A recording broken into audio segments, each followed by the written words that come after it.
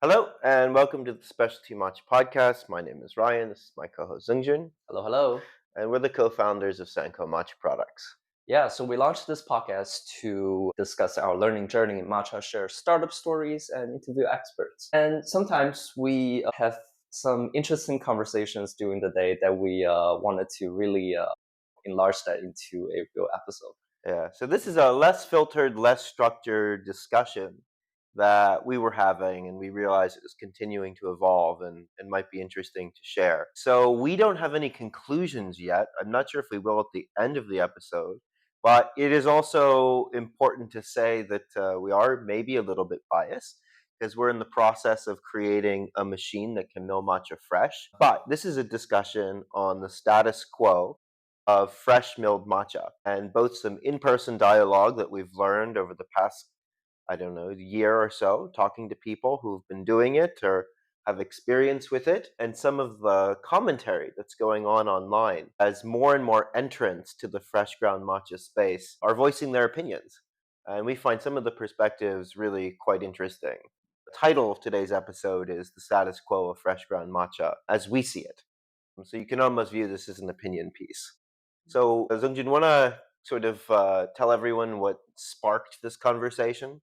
Yeah, so I guess like just by talking to a lot of people and their opinion or their preference towards fresh ground matcha, we've been really thinking about this problem space lately.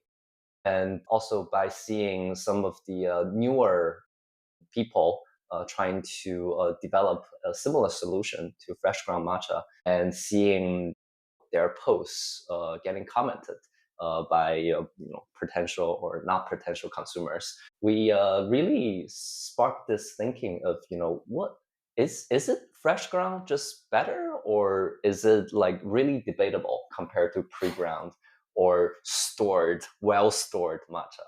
Yeah. Because Because some people who say that there are some very prominent tea vendors that were what looked like trying to get rid of last year's stock, telling everyone that the flavors are balanced and harmonized, and really they've reached their peak after 1 year of aging. sounds like a convenient excuse. And on the other hand, you see very similar Western vendors saying, our fresh milled matcha is in. It's amazing. There's nothing like it. Yeah. But if you make a horizontal comparison to like for example Chinese tea, like yancha, when it's freshly roasted, it doesn't taste good at all. Like it has this very strong roasted burn notes, and if you let it sit for a while, the flavor does become more balanced. And also on the other hand, in the wine industry, you have new wine from Beaujolais, and people really like the fresh, juicy, fruity notes coming from the wine. So Beaujolais Nouveau. Yeah. yeah, so like Except the French. I've my girlfriend is French, and I've been spending a lot of time with her friends. And I think there is no more universal dispreference for wine than Beaujolais Nouveau. Seems like really they've done an excellent job selling this to Americans. to the Chinese, I guess it's a perfect dessert wine. It's almost like a grape juice drink with It's some easy drinking. blessing of alcohol. But I think it's a totally fine drink. So like when it applies back to matcha, like does it make the same? Can you make the same argument about like fresh ground is just better, it's fresher, the flavor is more pungent, or like if we let it sit for a while, it turns into a more balanced flavor? Like, what do you think? Yeah, I mean, it depends on how the tencha was stored, right? So, like a lot of this tencha is very cold stored. Some is even frozen. I believe it's called the Global Japanese Tea Group or Society. I forget what it's called. Conference. They recently put out two YouTube videos of their conference, which they hold in both English and Japanese. They did one in Tokyo. They did one in Kyoto for 2024.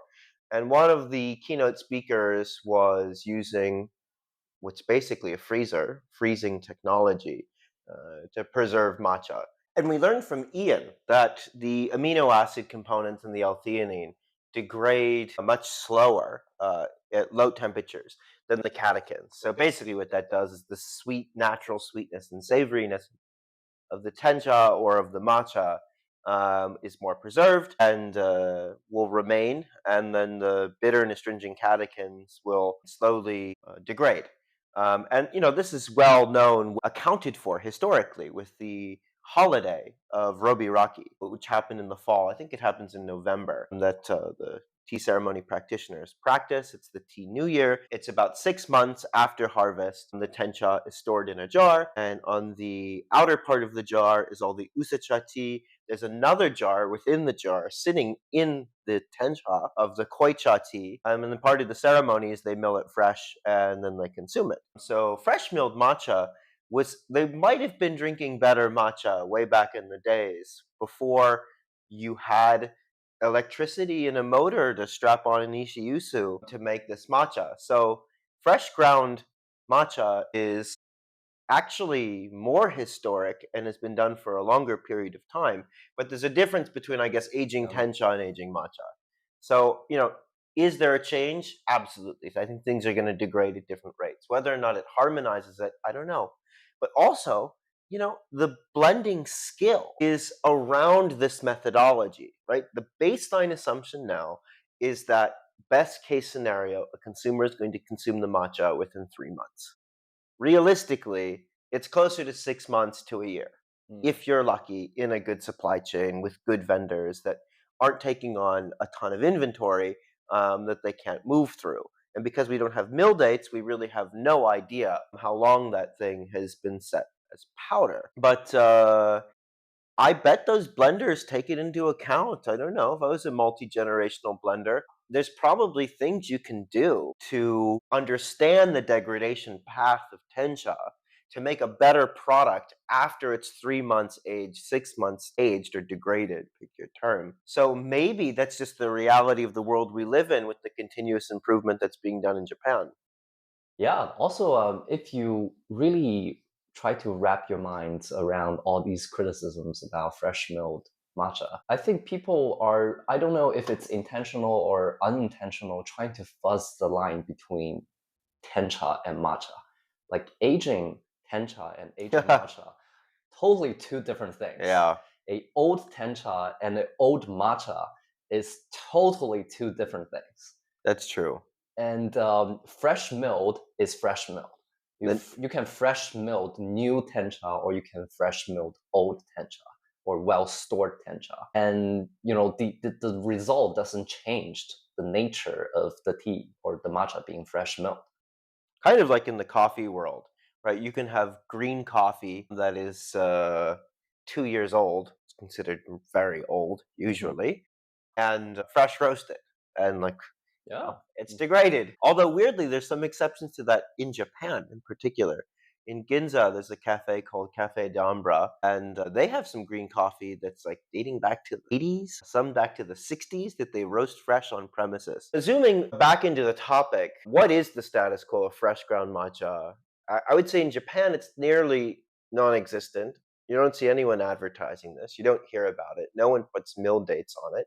We're going to travel there. We'll re look and see if that is indeed the case. But I haven't heard of it. I haven't heard of anyone talk about it. So basically, I think there's about 3 or 4 ways, and we've been hesitant to name any companies by name. But I think in this case we should. Wouldn't be doing this topic justice.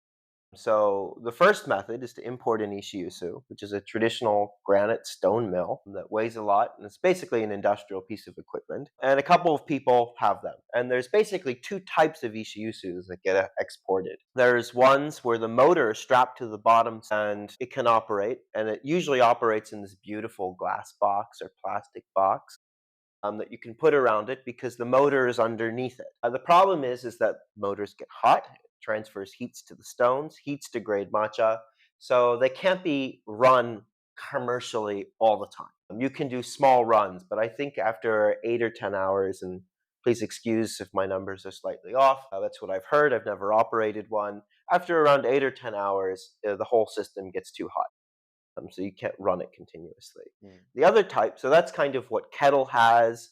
I know Setsugeka, excuse my pronunciation, on 7th Street in the East Village in New York, they have one. And I believe there are some others in the United States that have this type. It's more for demonstration and show than like really commercial milling. And then you have the commercial milling machines where the motor is strapped on top. very far away from the stones, and those you can run quite a bit longer because there's no heat being transferred here. So I've been told.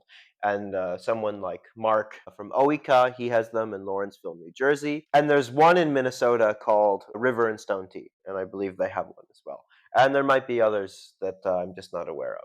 So that's really the first method where you import this hardware.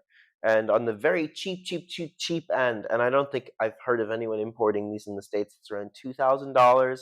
And then, like, the price for the actual equipment goes up to 10,000, and then you have to account shipping. And I know that a lot of the good ones are made to order. So if you can't get it used, it's not like people have inventory of these. So it might take a long time to get one. Yeah. And also, after some usage, they need to go through this process called medate, which means the stone needs to be resharpened to continuously provide the same quality from the beginning. So it's quite a hard work to maintain these things over, especially outside of Japan, because a lot of these specialties are really only can be found in Japan. Yeah, and it's quite a miracle that people are willing to do this. Yeah. I really take my hat off to everyone who has imported Nishiyusu to bring fresh milled matcha to their country. In this case, we're talking about the U.S., but to everywhere else as well. I mean, it's a big risk if you're milling all of your matcha fresh ground and you drop a millstone. Just if, say, you have two stones, you just lost half your capacity to make product. So it's really a huge risk. And plus the devaluation of the machine, the asset itself over time, because it has to be shipped back to Japan to get refinished every once in a while, especially if you're using it basically in a very heavily commercial way, or for really, you're running the machine all the time. So that's a modern miracle that can exist and really shortens the supply chain to bring a much fresher product to consumers. And later on, we'll talk about to what degree we think that that's better. We do think Yeah. it's better. Um, Really mad respect to these pioneers. Absolutely. Absolutely. The second method is a couple years ago, the owner of Stone Mill Matcha Cafe in the Mission District in San Francisco, which I've walked by many times but never went in. I'm a little sad about that now. Apparently, it changed owners recently, but it was really the place to get matcha. Unfortunately, it was right across the street from Dandelion Chocolate, Bean to Bar Chocolate, which always just drew my eyes in. I was like really into Bean to Bar Chocolate at the time. Yeah. So And I also always, making chocolate nips infusions. yeah, the drinking It chocolates, was so good. that's a great spot. Anyway, never never managed to go, which is very sad. One day, that gentleman started a company called Kuzan, where the product is called Kuzan. I think the company is a different name. And Kuzan is a small countertop all-in-one device, and the basic description is push a button and get matcha. And they have proprietary tensha, and if you use any other tensha, I believe you void the warranty, or they won't guarantee that the machine works. And there's a little, very small ceramic millstone inside that mills the tea. It drops into a cup that has a little magnetic stirring rod, just like you saw in like chemistry class in high school or university, that they've modified to make it froth a little more. The one thing is, though, with that machine is that you can't put in hot water because the steam goes up and can clog and make all the matcha gum up. And you get basically a shot of matcha product that you can add to water to make an Americano or to a latte or whatever. And they've been very pioneering. I was reading online, they've sold 10,000 units and really putting the idea and value proposition of fresh ground matcha in the minds of consumers. And this Kuzen has really made a splash. I mean, you're starting to see it at coffee shops a little bit. I know Haley Bieber has one, Oh, right? So it's caught the attention of celebrities. So it's, I mean, a really pioneering product as well. And I think one thing that they've really gotten right is the idea that people will drink more matcha if it's less complicated. It is a big mess, it takes a lot of time, and it's really nice if you can afford the time and money to indulge in a moment to make matcha a traditional way, in a mindful way. It's a wonderful practice. The reality of most people's lives, especially when you have a daily routine, depending on whatever your obligations are, time constraints or cost constraints are, there is a real value proposition to pushing a button and getting fresh milled matcha and not even fresh milled matcha, freshly prepared matcha, ready to consume in a way that's as easy as Nespresso. So I think it's something that they've really gotten right. That's very inspiring. It's not necessarily the direction we want to go in at first. Right? We want to really focused on overcoming all of the technical challenges you need to have fresh milled matcha that is a very similar quality to what's coming out of Inishi Yusu. But as a first product, I think what they've done is very inspiring. Yeah, for $300, you can have everything compact in such a small box. It's pretty impressive. Yeah, but on the critical side, it's the particle size. They claim is 20 microns. We've measured it. It can be quite a bit larger, and some of the particles are, in my experience, above the perception threshold. So the human perception to distinguish two particles from one another, or to anything from one another, is around 30 to 40 microns in size, or micrometers in size. And in that case, I would say it's not as performant as an Ishiusu. But I don't think that surprises anybody. Yeah, Um, and like, do the users of such product really need that much granularity? Like most cases, they probably just dump that cup of matcha straight into a cup of milk and True. mix it with some sort of fruit marmalade or sugar. Yep. You don't need like fine grind matcha for that kind of use case. Or maybe finer would be better from a texture perspective, and arguably a flavor extraction perspective. So, I mean, there are a lot of limitations. I mean, there's a lot of limitations when you're just whisking with cold water, unless you're dumping that in and doing some type of hot extraction. There's a lot of aromatics that you're missing out on. So, it is not a perfect device, but nothing is. Um, Yeah, but it really paved the path of fresh ground being a thing that consumer want, and it's something that can be done and can be achieved and can be loved by people. yeah, absolutely. And it's gotten a fair bit of criticism and quite a bit of love. I think the most, I don't know, reductive in a great way, like a great generalized comment of the criticism of this is that it was a controversial kitchen gadget among the matcha community. This was like, what a fine way to put in a concise box a lot of the criticism I've heard of this machine. Um, but on the other side, I don't see anyone else doing it. Yeah. Like and now that we're designing a countertop mill, it is an incredibly difficult technical problem. Yeah, Uh, being users for so many gadgets over so many years, like it has always been easy to criticize a product yes, until we actually try to make a product ourselves. Now I just have mad respect mad to any respect. products, bad products, mediocre products, or good products. Like they all probably spend equivalent amount of effort and time and probably development budget into making all of these and turning something, like turning a idea into a physical reality is hard. It's very difficult. Oh, absolutely. Extremely difficult. And yeah, mad respects to anyone and everyone that's entering this field, because it's very challenging.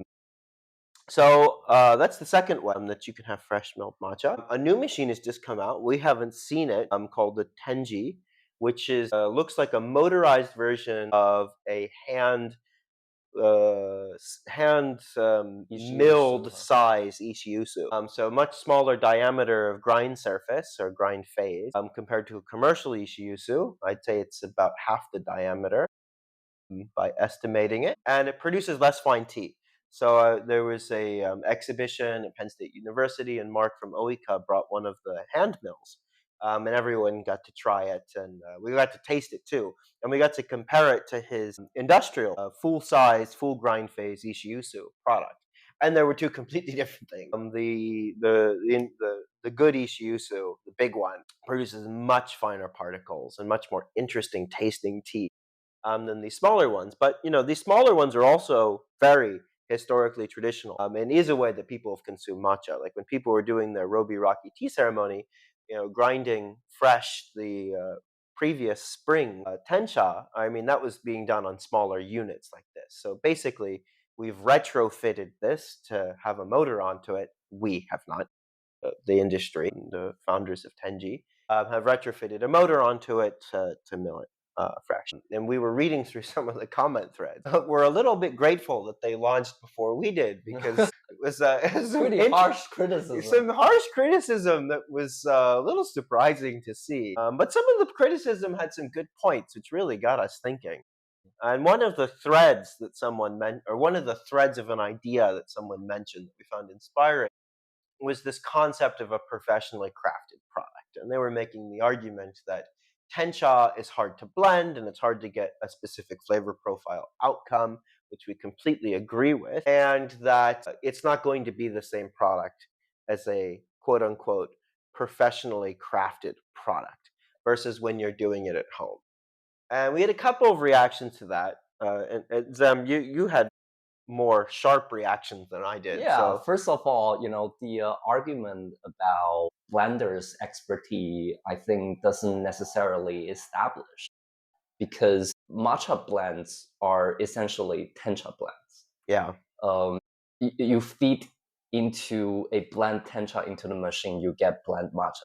I don't necessarily think. Of course, you can feed into single origin, single cultivar tencha into the grind, and it produces something else. But like the usage, it's totally dependent on what you feed into the machine. one thing I disagree with the spirit of is the desire for and the perceived necessity of consistent, specific flavor profile outcomes.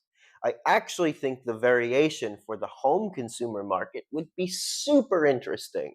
Yes, you can buy blends from established houses and have it taste the same, but I think people want to taste this estate, this year's harvest, this cultivar, whatever, and have it taste completely exactly as that product is. Or people can try their own blend. Why is blending such a gated art? With experiment, with people trying with the available technology and available tencha, everyone can start their own experiment and try to find their own consumer path towards the product that they love. Is that not stepping on the toes or stepping on the feet of tradition? Where you have, I mean, that'd be like someone trying to say, like, I'm going to try to blend my own champagne when there's people who've been doing it for hundreds of years. It's like, okay, yeah, go ahead. But, on the other side, it's, the preferences of people in Japan are very different. And I hesitate using the word weird, but having done consumer testing in, I think, 18 different countries, ranging in South America, North America, Africa, Europe, the Middle East, and Asia, I can say that Japanese taste preferences are some of the most unique than any other country that I've ever done consumer testing in. And even it's baked into the language. I believe Japanese has double the number of texture terms as it relates to food than we have in the English speaking lexicon. Just in sheer resolution of terms to describe a product's texture. And across different flavor, they have their own unique vocabulary, ranging from things like oika, and there's others as well. And they're perceiving and appreciating very different sets of attributes. Now, you could make the argument that people love Japanese food outside of Japan, and I think that is absolutely true. But there's also a lot of Japanese preferences that do not translate or get exported. I think natto is a fine Natto. example. Right? And that's a particularly polarizing one. But I think a lot of these umami teas in general, and we've seen this as well, they don't translate necessarily. And it's so interesting to me. I was watching the video with the founder of Tea Drunken, Mark, and they had an hour-long one about Mark from Oika. They were tasting mocha, their version of mocha, also some matcha. And she mentioned the exact same tasting note that you mentioned, Sam, when she tasted some of the more umami rich matcha. To her, it tasted Seaweed. like seaweed soup. No, not just seaweed. seaweed soup. Yeah, seaweed soup. And I believe she's from mainland China. You're from mainland China. Mhm. Your friend in Shanghai, who's really into tea, that hosted that high-end matcha event with a bunch of mainland Chinese consumers who are tea people. Seaweed soup. It's a very interesting reference that people just cannot Yeah. unsee. Yeah, I mean, like you can deconstruct seaweed soup into a lot of more granular flavors, but when you have the reference flavor for that notion, you just cannot unsee or untaste it. Mm. Like it's so strong of reference that it's really hard to break it down into smaller parts and develop more granular reference. Or I wonder if Koreans have the same because they have that whole like what is that called? A milguk, seaweed milk. soup. I wonder if they have that same reference and they wouldn't like. Yeah, But very very likely. going back to the topic, it's I think people can and will blend their own tencha and make it taste good.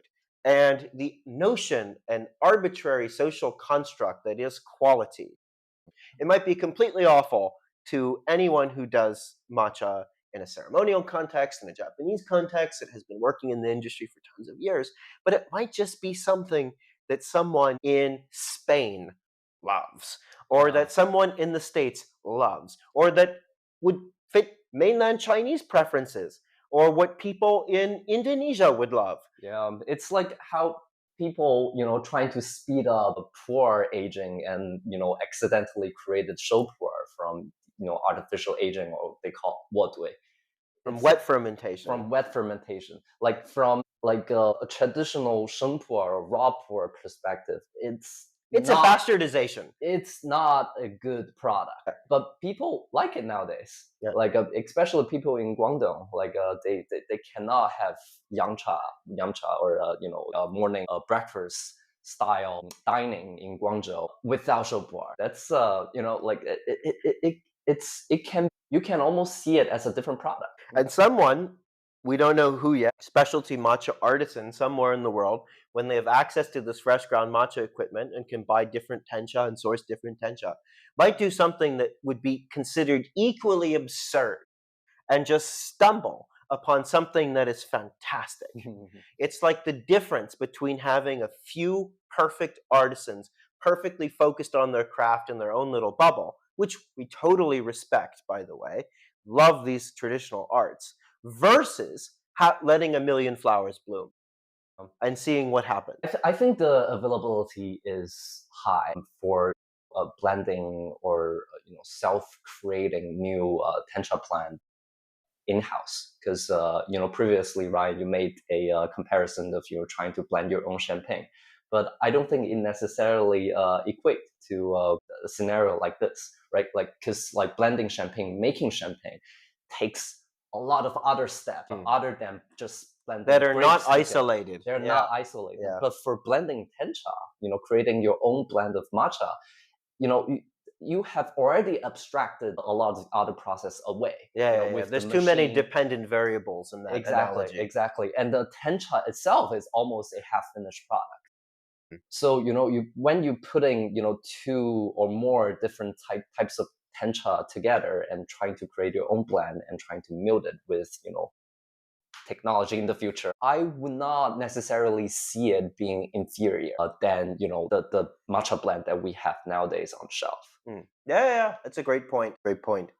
One of the other things that he said too is that fresh ground isn't always better. And I think the company that makes the stone mill reached back out and says, "Oh, we source tea directly from Japan." But like this idea that fresh ground isn't always better. I mean, of course, if you start with horrible tencha and fresh ground it, you're not going to necessarily get a better product Yeah. than if you start with high quality tencha and it sits for 6 months in extreme powdered form, right? I mean, let's revisit this. We talk about this a lot. Matcha is incredibly unusual.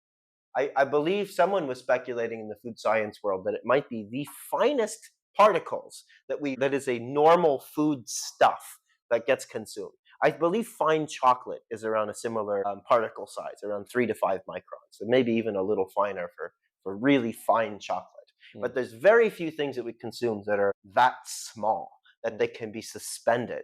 Mm. 10 times finer than coffee. Just the amount of surface area is almost unfathomable in these products in matcha. So yeah, garbage in, garbage out for sure. But the question is if you can get the quality high enough, is fresh ground matcha better than 6 month old matcha? Or even if it's milled slightly worse, is it better or worse than something that would be quote unquote professionally crafted, which is a very interesting concept. And, maybe not at first. I bet like the first power home users of a machine like this, of very super easy automated, stone mill that was usually a hand grinder level, yeah, it's probably not going to taste very good at first. You have very limited supply of tencha that you can buy at the moment. It's people have no blending skill. It's like you're just learning how to walk. Like it's going to take time for people to acquire this skill, and that guy will probably be right for the first 3 or 5 years. That these machines are on the market where people can mill their own matcha. There's no skill, and there's no way to learn the skill or learn about it because it's all so protected. But I think in the long term, it won't run out. And I know that's one area we really want to focus on. Part of what we see in the broader vision of in the countertop matcha mill that we're making with a cooling system, because the number one reason why people like Ishiyusus is because heat degrades the product. So we know that's incredibly important, which is being engineered from the very beginning, using technologies that we're borrowing from the CPU cooling industry, and having being very aware of particle morphology or particle shape and creating different patterns on the grindstones themselves to make sure that we have very high surface area particle morphology, which means it forms a higher quality suspension. And we're working with food scientists in the Netherlands to help compare our particle morphology. We want to do sensory testing to show that it can do that the flavor is it's performant from a flavor perspective. And we're also allowing all of the users to change the RPM, which effectively changes the heat that it's being milled at with an active cooling system, right? So that brings a whole lot of craft to whoever is using this, right? Maybe if you run it a little hot, you can create really interesting flavors that people would really love. Yeah. Or you can run it very cold, preserving more of the inherent taste that is in that Yeah. tencha. What we learned recently is that the heat doesn't necessarily it's not necessarily a bad thing.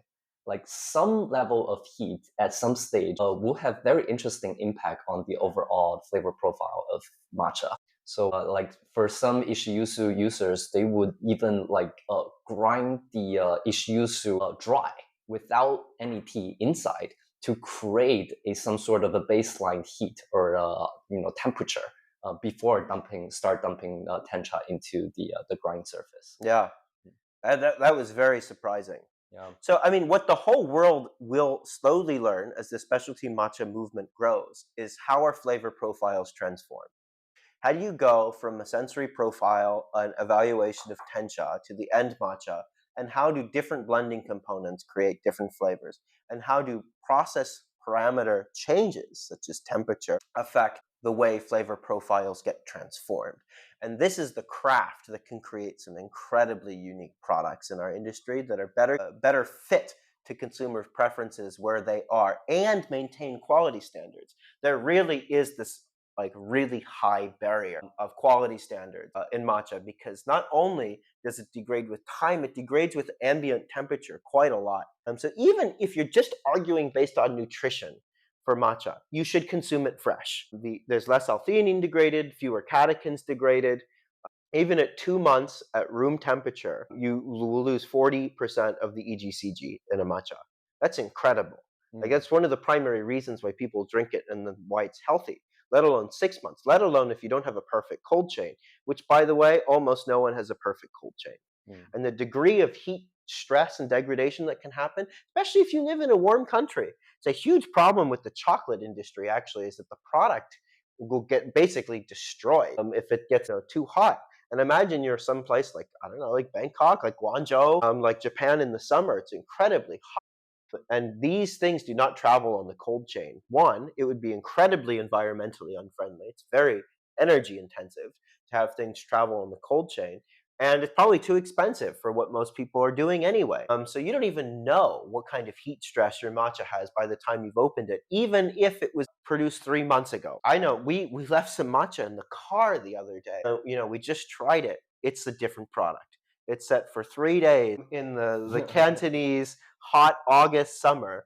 Well seasoned, Um, well matured. color changed, right? But you and the problem is consumers don't know if they should blame the product or if it was degraded in some way. So really pushing this end processing step to the edges makes the most sense, even if, let's say, instantly milled matcha doesn't taste as good as after it's set for a week or a month, which also we're hearing a little bit, is Yeah, that some graceful aging might help.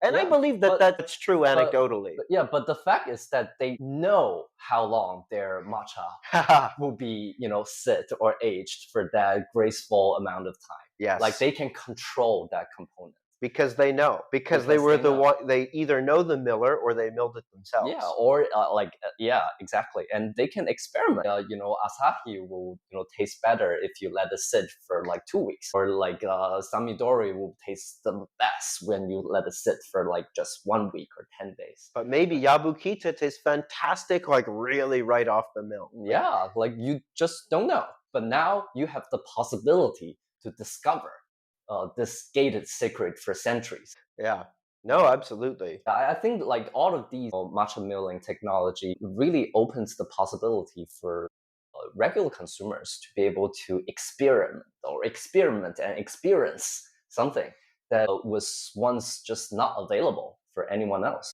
I think for this movement to be the most successful as we project out a future for what specialty matcha can be, I think it's very important that the traditional players come along for the ride. And the reason I think that is the universe of possible flavor profile and quality options is enormous. And a lot of people experimenting will, I think, allow this industry to flourish in the long run, and to let 1,000 flowers bloom is the right model. However, we don't want that to be at the expense of the perception of whether or not fresh ground matcha is good or bad in the eyes of consumers. Because if you let that trial and error out into the world, people might make preemptive judgments about whether or not it is good or bad. And the reality is, if we can get the buy in of the traditional players in the Japanese tea industry, they can give guidance. They can pre blend tea to be milled. They can do experiments with this machine to allow it to have different temperatures and basically give a suggested recipe for the way that these things are going to be made. And then from there, we can have this. But without the seed crystals of the principles of creating quality product from people who have been empirically doing it and improving it for decades, it's going to be a very long learning curve that I don't think we should take consumers along for the ride. Yeah, I mean, like by the end of the day, like, people still need to drink matcha. And for people to drink matcha, they need to buy tencha. And for these traditional houses, like they are still going to sell their tencha. It's really just a change of mentality and mindset of viewing the consumer narrative or consumer demand in the ever-changing world. Yeah. No, absolutely. So just to review, there's different ways you can get fresh milled matcha. One is by buying matcha fresh in Japan, knowing exactly when it was milled and having it immediately shipped to you, Yeah. which I think is about 0.00, I don't know how many zeros percent of the industry, because no one in Japan that I'm aware of gives a mill date. And Some people give guarantees, and maybe you have a relationship with the producer, they'll tell you when it was milled. But and very for few consumers can pay a 200 or $300 of a shipping fee on a cold chain. or to make it worthwhile, ordering enough product, and then when you order a couple cans of matcha, like when you're going to place an order, like every 2 weeks, like if you're ordering a couple cans of matcha at once, it's still not going to be fresh. Okay, Hmm. so that's number option one. Option two is you order from a vendor who's brought in an ishiyusu. They're basically very similar or identical process that's done in Japan, and it's just in a more distributed way where it's much closer to you. Very innovative companies doing that, which are very cool. So that's option number two. I'm very grateful that those trailblazers have imported these ishiyusus in the past couple of years. You can have countertop machines like Kuzen. which can deliver a fresh ground experience at home, but definitely does not replicate the same product that you get from an Ishiyusu, but certainly will give you the health benefits for sure because it's better preserved in tencha than it is in matcha. So from a nutrition perspective, it's certainly the case. From a sensory or flavor perspective, you only have so many options when you are forced to buy tencha from one supplier, proprietary tencha, some of which is not even first harvest. So that's the second option, or third, excuse me. And then we have these hand grinders where you can mill it yourself by either buying one. I think the retail price is around $2,000 for a hand one when you buy from some of the Japanese places online. And then pretty soon, we don't know Tenji. exactly. Tenji, that was Tenji. Really cool to see that on the scene. Very grateful that they exist. And also trailblazing for us a little bit. And then ours is going to be much more similar to a high end coffee grinder, but specifically suited to meet the performance metrics that you would need to mill matcha fresh. Very different engineering problem, actually, because coffee grinders, the burrs don't touch each other, so it produces significantly less friction, which means you have very different torque requirements and very different heat generation that's going on. Right? Ours, our millstones are touching each other. So it completely changes the game from an engineering perspective. Yeah. But engineering all the features that we need to kind of reverse engineer what's going on in Nishiyusu and put it using new materials, new technology, to have a much more contemporary approach for the way that matcha can be milled, the way it can be ground. Yeah. Um, Be very interesting in the future to see how the morphology of the powder coming from our machine compared to a traditional issue. yeah, How does it necessarily impact the way it tastes and impact the way it performs in a matcha drinks? and even within the first version of this machine, you can swap out the spring that's creating the pressure. You can change the pressure and the force that's being had on these matcha leaves. The millstones are completely removable. If you break one, no problem. We'll send you a new one, or maybe we'll send you one with spares. Mhm. So you don't have to And ship 25 kilos back to Japan to get they're much resharpened. smaller. They're much smaller. And in the future, right now we only have one design of the millstone. But in the future, there will be other patents, other groove patents that can be made suitable for other kind of teas Yeah. or other cultivars Or other use cases. or other use There might cases. be some that just grind much faster than others, but you're sacrificing on particle morphology. I know the very spiral pattern Ishiusu design produce very round particles, but they're much faster. So it won't suspend as well. But Yeah. if you're dumping into a latte, maybe you don't care. Or if you are a hojicha lover like me, I recently discovered my great love of hojicha powder. We Fresh milled hojicha fresh powder. mill hojicha. There we go, Ryan. That will also be a future project. And yeah, so it's having these different millstone plates. You can completely change the parameters around heat, around pressure, and around pattern, which is very exciting to us and the future that we'd like to see. And you're slowly trying to bring that to life. So I think one of the conclusions that I come to at the end of this around the status quo of fresh milled matcha is that it's very much an infrastructure problem. You can have all these very clever solutions around shortening the supply chain or importing Ishiyusus, which are all great, or these at-home use motorized hand grinders. But to do this more commercially at scale, so that the average person when they order a matcha is getting a fresh ground matcha or a recently ground matcha with a transparent mill date, it's largely an infrastructure problem. Yeah. Not everyone can buy an Ishiyusu, and probably it's not profitable for most people to buy an Ishiyusu or have the expertise to run it, to source, etc. It's too protected an industry. Yeah, my take is that like by solving this technology problem, we are really offering a regular consumer a freedom to create something that can just not imaginable in the past. We are giving off this creativity to the consumer, which are the end users of these products. Or It's like businesses. or businesses. It's like back in the days, you can only go to a photograph booth to take your photos. Nowadays, you can have your iPhone, you can have your digital camera. Mm, You are giving this ability to create something to the end users. yeah, absolutely. And we're not beholden to the limitations of this infrastructure deficit. And add on to it. I mean, what we're doing is very different than an Ishiyusu. In some ways, it's not even comparable. when you can control the amount of weight or the temperature or the pattern design. It is a completely new feature set that can allow people to do things that are even beyond our current imagination. The first versions are definitely going to be more for businesses because it's going to be very expensive to make them. We're not going to make a ton of inventory. We're not the large enough size of a company to take on that kind of risk. Much more made to order type model, like the history of like La Marzocco and the espresso machines. So in the beginning, everything's going to be made to order. The possibilities that can be done with this, I'm very excited to see what happens when we can get something like this in some people's hands, to create some very different products. Yeah. So I think fresh ground matcha is the future, for sure, and have the ability to people to make their own craft.